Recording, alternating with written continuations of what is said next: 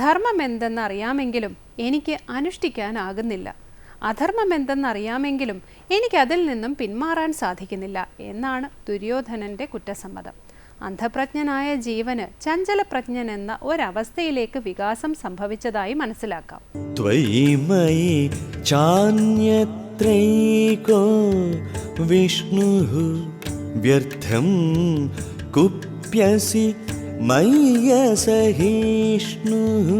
ഇന്ന് അപകാരം ചെയ്യുന്നു എന്ന് നമ്മൾ കരുതുന്നവനായിരിക്കാം ഏറ്റവും വലിയ മിത്രമായി വരുന്നത്. ഇന്നത്തെ മിത്രമായിരിക്കാം നാളത്തെ ശത്രുവായി വരുന്നത്.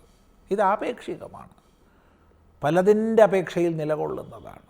നിങ്ങൾ യഥാർത്ഥ ഭക്തിയോടുകൂടി ഭഗവാനെ ഭജിച്ചു കഴിഞ്ഞാൽ ഭഗവാൻ നിങ്ങൾക്ക് അധീനനാണ്. നിങ്ങൾക്ക് ഭഗവാന് പിന്നെ സ്വാതന്ത്ര്യമില്ല.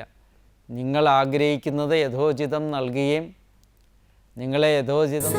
ഇന്ന് വൈകുന്നേരം 6:30 സന്ധ്യാദീപം.